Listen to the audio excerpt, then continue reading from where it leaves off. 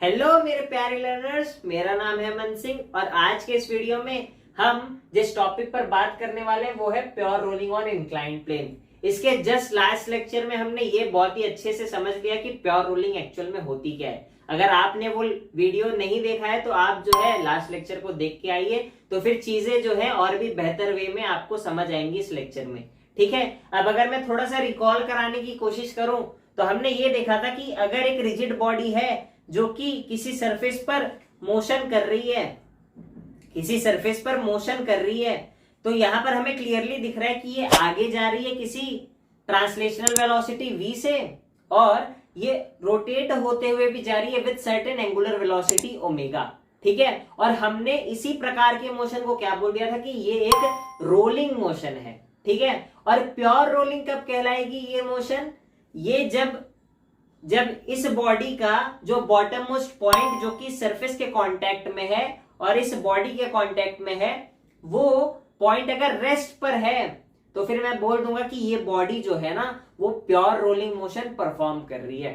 ठीक है, तो यहां पर हम पहले इस चीज को फाइंड करते हैं कि जब ये बॉडी ऐसे मूव कर रही है तो भाई साहब इसकी टोटल काइनेटिक एनर्जी कितनी है, क्योंकि हमने ये तो देख लिया कि जब ये मूव कर रही है तो इसके पास आगे जाने वाली भी वेलोसिटी है प्लस रोटेट करने वाली भी वेलोसिटी है। इसका मतलब क्या है? इसका मतलब सिंपल है कि इसका जो टोटल काइनेटिक एनर्जी होगा वो बराबर होगा ट्रांसलेशनल काइनेटिक एनर्जी के प्लस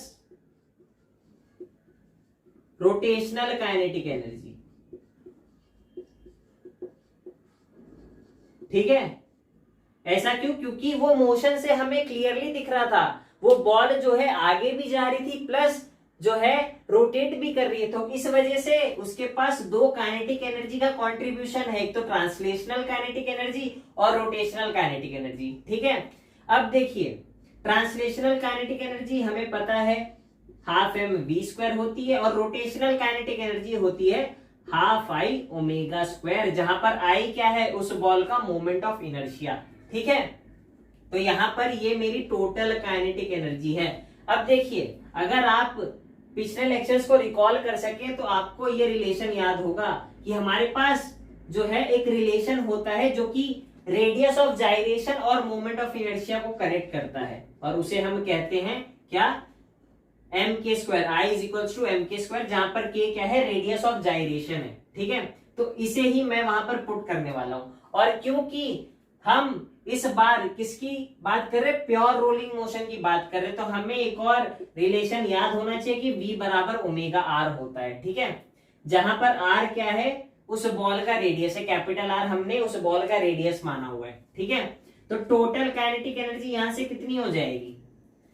यहां पर देखिए half M we square plus I को मैं एम के स्क्वायर पुट कर दूंगा और ओमेगा को मैं क्या लिख दूंगा? v by r the whole square. यहां से मैंने वैल्यू पुट की है ओमेगा की, ओमेगा क्या हो जाएगा? v बाय आर, तो यहां पे मैंने सिंपली पुट कर दिया। तो यहां पर देखिए, यहां पर अगर मैं इसे फर्दर सॉल्व करूं तो ये चीज हो जाएगी। ठीक है, और इसी को मैं यहां अगर लिखता हूं तो ये हो जाएगा एम वी स्क्वायर कॉमन आ जाएगा इंटू 1 प्लस के स्क्वायर बाय आर स्क्वायर। ये रिजल्ट हमारे बहुत काम का है। ये है टोटल काइनेटिक एनर्जी जब एक रिजिड बॉडी जो है रोलिंग मोशन परफॉर्म कर रही होती है। इसका मतलब ये जो बॉल है वो जब रोलिंग मोशन परफॉर्म कर रही है तो इसकी टोटल एनर्जी क्या है? Translational kinetic energy plus rotational kinetic energy, और इसकी वैल्यू क्या है एक्चुअल में? वो है half M we square into 1 plus के square by are square. I hope so ये डेरिवेशन क्लियर है। ठीक है, और इसे ही हम यूज भी करने वाले हैं आगे। ठीक है, अब आप बोलोगे भैया आपने तो ये मुझे नॉर्मल सरफेस पर इस बॉल के मोशन को करके दिखाया, बट यहाँ पर डायग्राम तो कुछ और ही बनाए हो आप, तो इस पर आते हैं। पहले फील तो ले लें हम, फिर उस पर आएंगे। ठीक है, अब देखिए अब तक हमने क्या देखा? अब तक हमने सिंपली ये देखा कि ये मेरी एक सरफेस है जिस पर एक रिजिड बॉडी जो है रोलिंग मोशन परफॉर्म कर रही है और प्योर रोलिंग कर रही है। अब मैं क्या बोल रहा हूं कि भाई साहब आपने ये चीज करी ना, एक नॉर्मल सरफेस जिसका कुछ भी इंक्लिनेशन नहीं था हॉरिजॉन्टल सरफेस से, उस पर आपने इस बॉल को रोलिंग मोशन प्योर रोलिंग करा। अब आपको सिंपली क्या करना है, इस प्लेन को जो है ना किसी एंगल थीटा पर रख देना है विद द हॉरिजॉन्टल।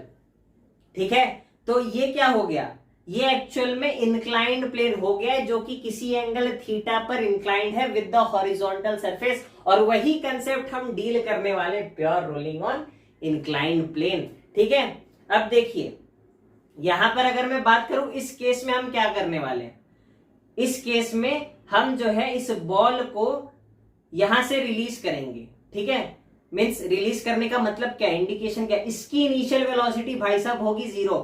मैं क्या करने जा रहा हूं, देखिए ये अभी रेस्ट पर है, इसे रिलीज करने वाला हूं। ठीक है, रिलीज कर दिया मैंने। ठीक है, ये यहां पर था, रिलीज कर दिया मैंने। ठीक है, तो यहां पर देखिए जब ये इस पॉइंट पर आ रहा है तो ये किसी वेलोसिटी से आ रहा है, और वो कितनी वेलोसिटी है वो हमें एक्चुअल में यहां पर फाइंड करनी है। ठीक है, तो ये जब इस पॉइंट से यहां फाइनली बॉटम पॉइंट पर मूव कर रहा है तो भाई साहब इस बॉटम पॉइंट पर इसकी वेलोसिटी कितनी है वो हमने बतानी है। और उसके साथ साथ हमें यह बताना है कि जब ये इस पॉइंट से इस पॉइंट तक मूव किया तो इसके दौरान इसकी एक्सेलरेशन क्या थी, उसकी वैल्यू भी जो है हमें फाइंड करनी है। ठीक है, अब यहां पर देखिए उसे हम फाइंड कैसे करेंगे। अगर आपको लास्ट लेक्चर याद हो तो हमने ये बोला था कि जब प्योर रोलिंग मोशन हो रही है किसी ऑब्जेक्ट की, यहां पर भी जो है प्योर रोलिंग ही कर रहा है ये ऑब्जेक्ट, तो हमने ये देखा था कि एनर्जी जो है कंजर्व्ड होती है। और एनर्जी कंजर्व होने का मतलब क्या है कि जो इनिशियल एनर्जी थी सिस्टम की वही फाइनल एनर्जी होगी। ठीक है, अब देखिए इस बॉल की बात करते हैं। यहां पर अगर मैं मानूं ये हाइट इनिशियली इसकी h है, ये हाइट एक्चुअल में इसकी h है। अब जब ये इस पॉइंट से यहां बॉटम मोस्ट पॉइंट पर पहुंचा तो ये h हाइट नीचे जा चुका है।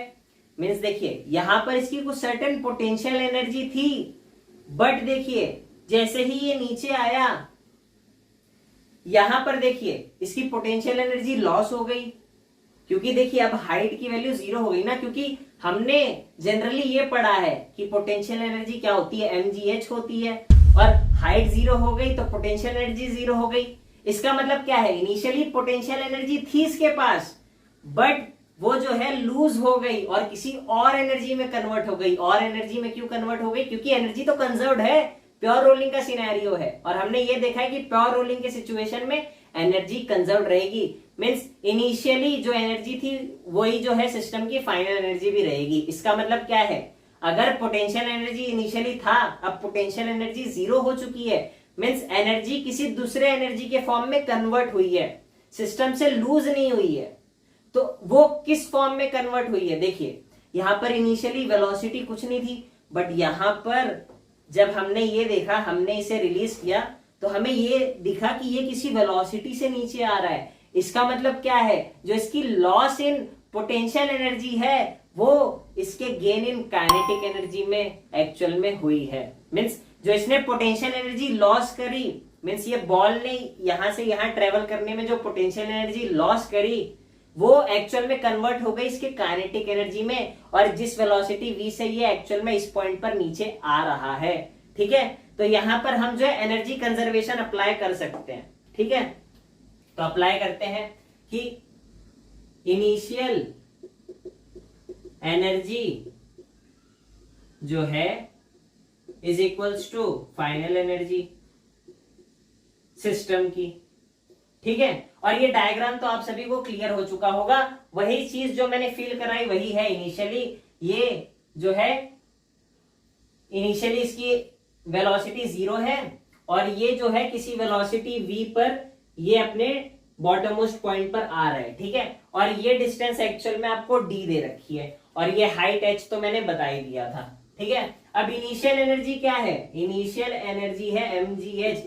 mgh क्यों, क्योंकि यहां पर देखिए बॉल इनिशियली यहां पर है किसी हाइट h पर, तो इसके पास पोटेंशियल एनर्जी mgh है, और फाइनली यहां पर आ गई और इसके पास कुछ वेलोसिटी v है। ठीक है, तो वो कन्वर्ट हो गई काइनेटिक एनर्जी में, और एक्चुअल में देखिए ये प्योर रोलिंग वाला कंडीशन है, तो रोलिंग मोशन करते हुए आ रहा है, और ये जो v एक्चुअल में आपको दिख रही है ना, वो एक्चुअल में इसके सेंटर ऑफ मास की ट्रांसलेशनल वेलोसिटी है, बट इसके मोशन को अगर आप ट्रेस करोगे तो वो आगे भी आ रही है, रोल होते हुए भी आ रही है। इसका मतलब जो लॉस इन पोटेंशियल एनर्जी है वो gain in total kinetic energy है। मींस वो टोटल काइनेटिक एनर्जी क्या है, ट्रांसलेशनल काइनेटिक एनर्जी में भी गेन हुआ है और रोटेशनल काइनेटिक एनर्जी में भी गेन हुआ है। ठीक है, तो एक्चुअल में वो total energy, total kinetic energy में वो गेन हुआ है। ठीक है, तो mgh बराबर टोटल काइनेटिक एनर्जी, जिसकी वैल्यू हमने निकाल रखी है।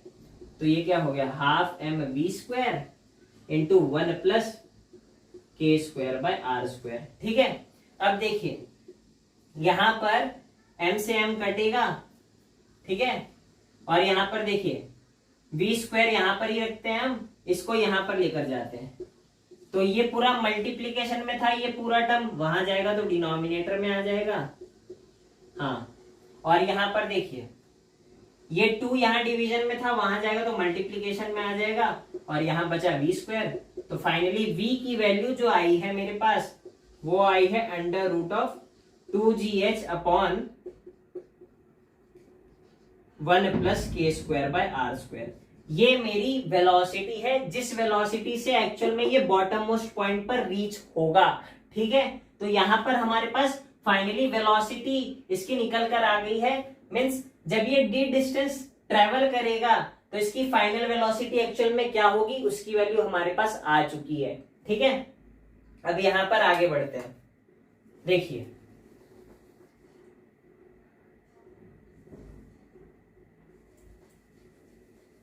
अगर हम एक्सेलरेशन की वैल्यू को फाइंड करना चाहें तो कैसे करेंगे, सिंपली क्या करेंगे, काइनेमेटिकल इक्वेशन अप्लाई कर देंगे।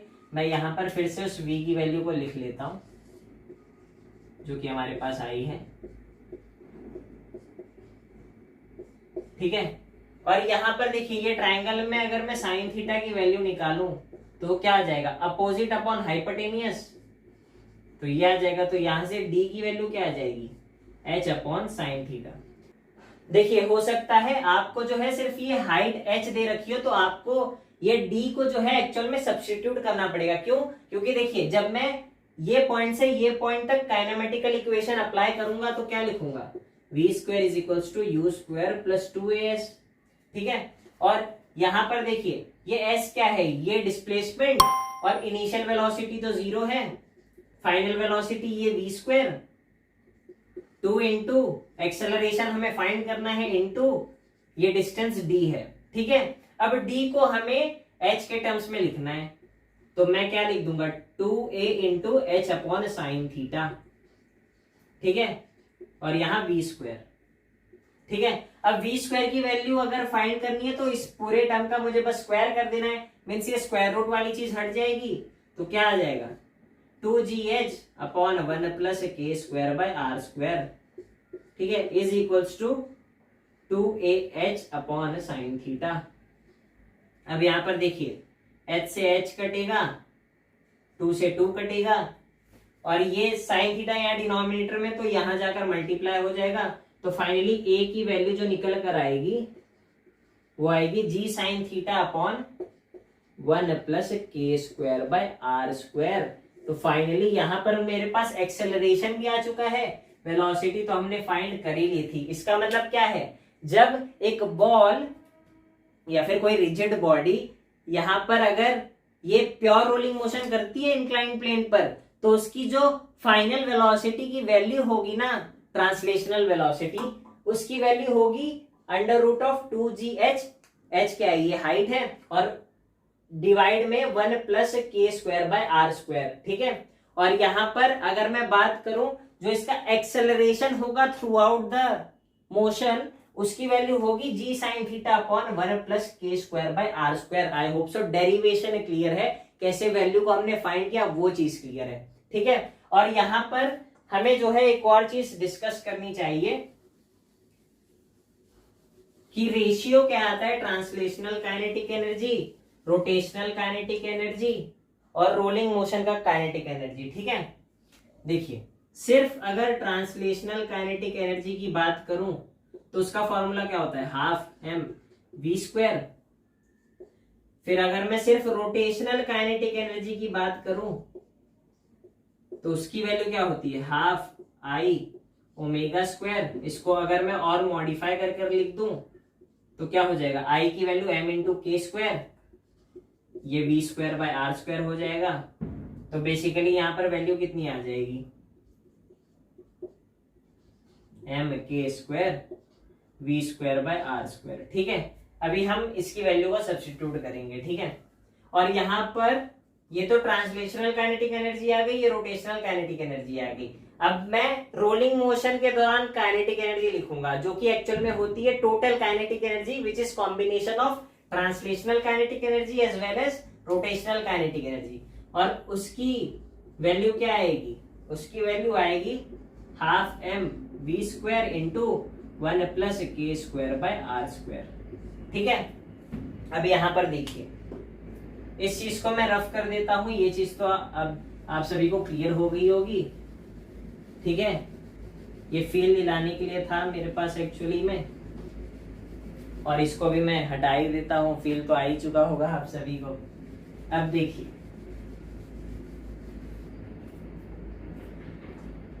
अगर मैं एक हॉलोस्फीयर को कंसीडर करूं, ये बॉल क्या है, एक हॉलोस्फीयर है, उसका जो मोमेंट ऑफ इनर्शिया होता है वो होता है 2/3 mr स्क्वायर।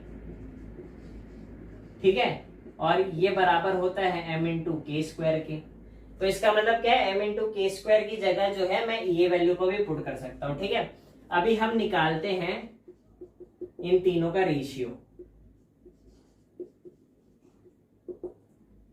इसको मैं सिर्फ टोटल एनर्जी लिख रहा हूं। अब देखिए, ये क्या है, half M we square is to, यहां पर अगर मैं वैल्यू ये पुट कर दूं तो क्या हो जाएगा, half into 2/3 mr square into v square by are square. ठीक है, और यहां पर एक और इस टू आएगा जो कि होगा ये वाली चीज।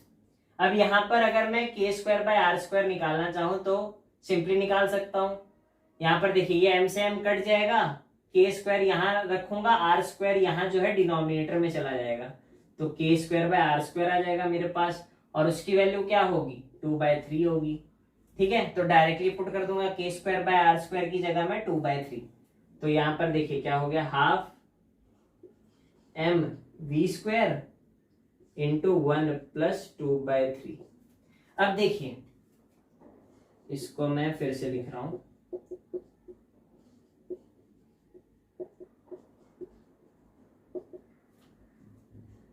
Half M we square is to, यहां देखिए आर स्क्वायर से आर स्क्वायर कटेगा तो, और ये 2 से 2 कटेगा, तो यहां क्या हो जाएगा, 1/3